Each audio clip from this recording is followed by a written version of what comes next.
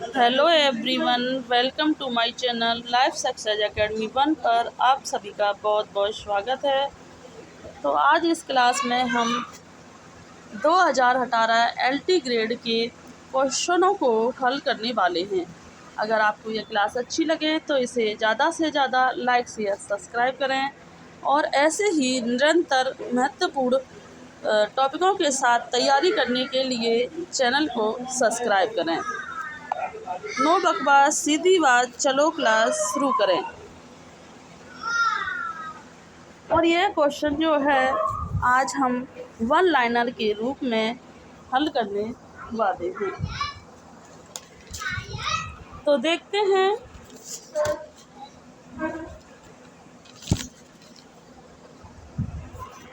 कि आत्मनिरीक्षण किसकी आत्मकथा है।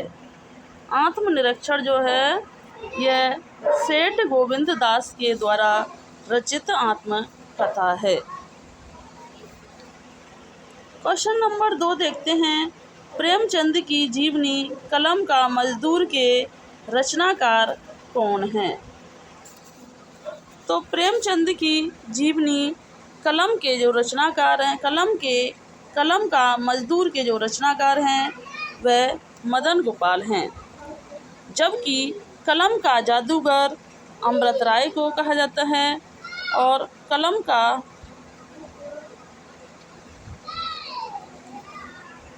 नेक्स्ट देखते हैं। प्रवासी के गीत के रचनाकार कौन हैं। प्रवासी के गीत के रचनाकार जो हैं वो नरेंद्र शर्मा जो हैं वो प्रवासी के गीत के रचनाकार हैं। जबकि प्रवास की डायरी, बसेरे से दूर, यह हरिवंश राय बच्चन की रचना है। सबसे बड़ा आदमी भगवती चरण वर्मा की रचना है। रक्षाबंधन, आहुति, शपथ, नाटक, शगुन, संरक्षक हरि कृष्ण प्रेमी की रचना है। नेक्स्ट देखते हैं। मगही किस उपभाषा की बोली है। तो मगही किस उपभाषा के अंतर्गत बोली जाती है। तो मगही जो है वो बिहारी उपभाषा के अंतर्गत बोली जाती है और बिहारी जो बोली है यह मागधी अपभ्रंश के अंतर्गत आती है। तो जो बोलियां हैं वो 5 उपभाषाओं के अंतर्गत 18 बोलियों का वर्णन किया गया है। राजस्थानी जो है वो सौरसेनी अपभ्रंश से विकसित है और पश्चिमी हिंदी जो है वो भी सौरसेनी अपभ्रंश से विकसित है और पूर्वी हिंदी जो है वो अर्धमागधी अपभ्रंश से विकसित है।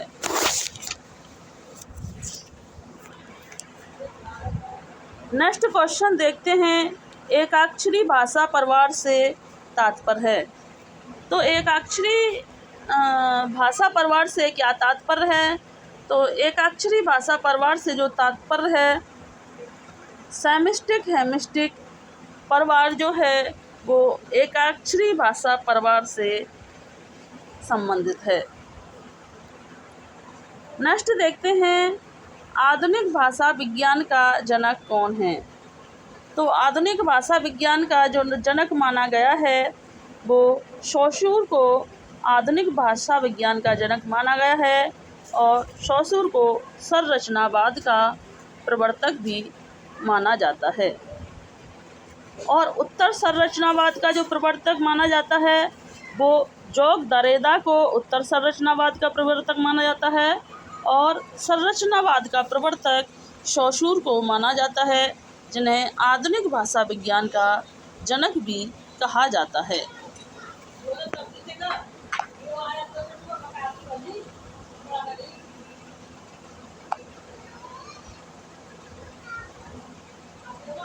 नेक्स्ट देखते हैं। आधुनिक भाषाओं में से किसका संबंध अपभ्रंश की पैशाची बोली से है। तो आधुनिक भाषाओं में से किसका संबंध जो है वो पैशाची बोली से है। तो पैसाची बोली से जो संबंध है, पंजाबी भाषा का संबंध जो है वो पैसाची बोली से है। नेक्स्ट क्वेश्चन देखते हैं। यहाँ खेल नहीं है, टाइपिंग मिस्टेक हुई है। यहाँ गैल, भयल आदि किस बोली की किस तरह की क्रिया हैं? तो गयल भयल जो हैं ये भोजपुरी और भूतकालिक जो हैं क्रिया हैं। नेक्स्ट देखते हैं, कौन सी भाषा देवनागरी लिपि में लिखी जाती है?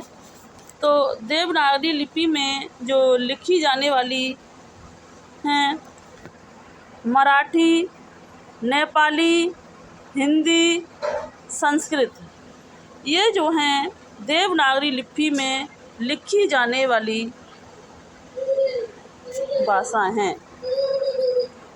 नेक्स्ट देखते हैं, का व्यंजन के विषय में कौन सा कथन सही है? तो का व्यंजन के विषय में जो कथन सही है, का जो है वो अल्प प्राण, अघोष, स्पर्शी और कंठ ध्वनि के अंतर्गत आने वाला व्यंजन है।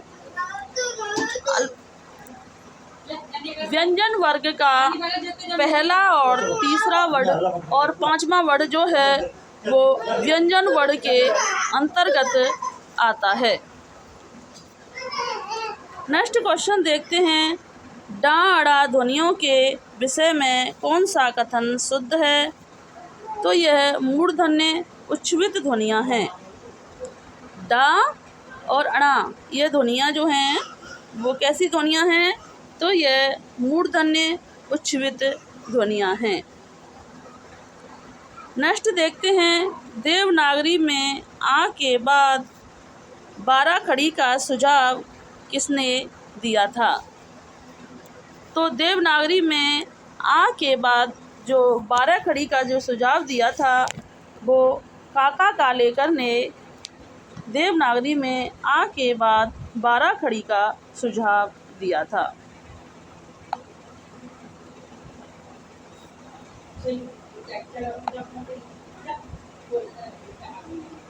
नेक्स्ट क्वेश्चन देखते हैं, जिन ध्वनियों के संयोग से शब्दों का निर्माण होता है उन्हें क्या कहते हैं? तो जिन ध्वनियों के संयोग से शब्दों का जो निर्माण होता है उन्हें स्वनिम ध्वनियाँ कहते हैं। क्या कहते हैं? जिन ध्वनियों के संयोग से शब्दों का निर्माण होता है उन्हें स्वनिम ध्वनियाँ कहते हैं। नेक्स्ट देखते हैं, उच्चारण की दृष्टि से सा व्यंजन किस प्रकार के हैं? तो उच्चारण की दृष्टि से सा व्यंजन जो हैं उष्म व्यंजन हैं के अंतर्गत आते हैं। नेक्स्ट क्वेश्चन देखते हैं, झांसी, जालौन, हमीरपुर में कौन सी बोली प्रचलित है? तो झांसी, जालौन, हमीरपुर में जो है वो बुंदेली बोली बोली जाती है। नेक्स्ट देखते हैं, देवनागरी का विकास किस लिपि से हुआ है? तो जो देवनागरी लिपि का जो विकास हुआ था वो ब्राह्मी लिपि से देवनागरी लिपि का विकास हुआ है। नेक्स्ट देखते हैं, नाटक को पंचम वेद की मान्यता किसने प्रदान की है? तो नाटक को पंचम वेद की जो मान्यता प्रदान की है वो भरत मुनि ने अपनी रचना नाट्य शास्त्र में पंचम वेद की मान्यता प्रदान की है। नेक्स्ट क्वेश्चन देखते हैं, अर्थ वैमल्य प्रसाद है यह परिभाषा के आचार्य, यह परिभाषा यहाँ पर थोड़ी सी टाइपिंग मिस्टेक है, किस आचार्य की है? तो अर्थ वैमल्यस्य प्रसाद, अर्थ की विमलता ही प्रसाद गुण है। यह परिभाषा जो है आचार्य वामन के द्वारा दी गई है। इनकी जो रचना है काव्य अलंकार सूत्रवृत्ति जो है वो आचार्य वामन की रचना है।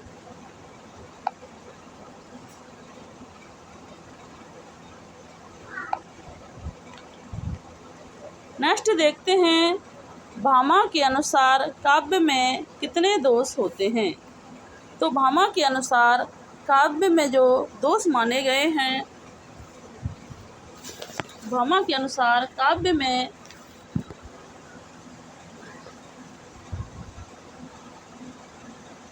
21 दोष माने गए हैं। कितने? भामा के अनुसार काव्य में 21 दोष और 3 गुण माने हैं, जबकि भरत मुनि के द्वारा 10 गुण और 10 दोष माने गए हैं। दंडी के द्वारा 10 गुण 10 दोष माने गए हैं। वामन के द्वारा 20 गुण और 20 दोष माने गए हैं और भामा के द्वारा 3 गुण और 21 दोष माने गए हैं। मम्मट के द्वारा 3 गुण माने गए हैं और आनंदवर्धन के द्वारा भी 3 गुण माने गए हैं। विश्वनाथ के द्वारा भी 3 गुण माने गए हैं और जगन्नाथ के द्वारा भी 3 गुण माने गए हैं।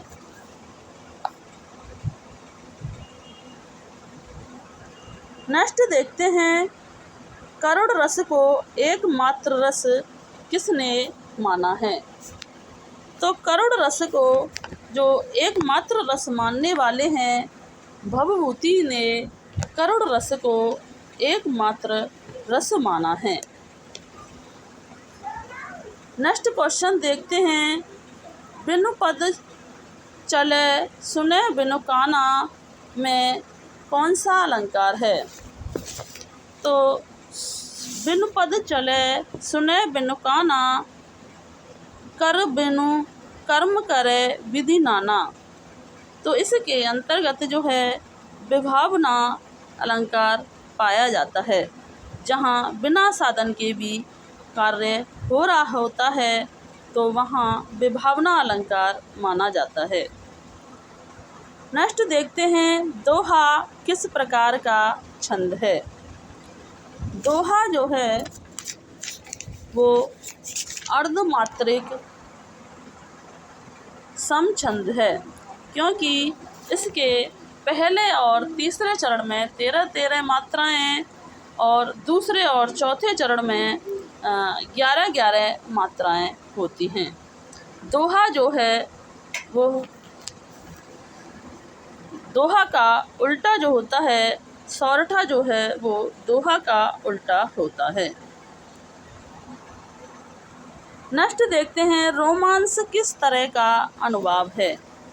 तो जो रोमांस जो माना गया है वो सात्विक अनुभाव माना गया है, और सात्विक अनुभाव जो होते हैं ये 8 होते हैं, जो हैं स्वेद, कंप, रोमांस, स्तंभ, स्वरभंग, अश्रु, वैवर्ड्य, प्रलय आदि जो हैं यह सात्विक अनुभाव हैं। नेक्स्ट देखते हैं, अनुभावों और विभावों की कष्ट कल्पना किस प्रकार का दोष है। तो अनुभावों और विभावों की जो कष्ट कल्पना है वह रस दोष है।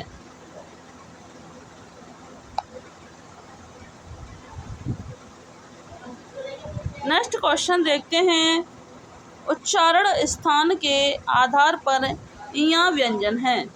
तो उच्चारण के स्थान पर जो इयां व्यंजन है वो किसके अंतर्गत आता है।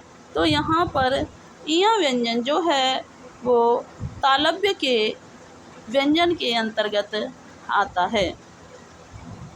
नेक्स्ट देखते हैं, शब्द विशेषण है। तो शब्द विशेषण कौन सा है। सौतेला जो है एक शब्द विशेषण है। नेक्स्ट देखते हैं, निम्नलिखित में से कौन सा शब्द सर्वनाम नहीं है। तो सर्वनाम जो शब्द नहीं है, 10 गुना जो है यहाँ सर्वनाम नहीं है, जबकि कौन, कोई, उसने शब्द जो हैं वो सर्वनाम हैं और 10 गुना जो है वो सर्वनाम नहीं है। नेक्स्ट देखते हैं, सिर पर पाँव रखकर भागना का सही अर्थ है। तो सिर पर पाँव रखकर भागने का जो अर्थ होता है, तुरंत भाग जाना, सिर पर पाँव रखकर भागना है। नेक्स्ट देखते हैं, दुर्व्यवहार शब्द में प्रयुक्त उपसर्ग है।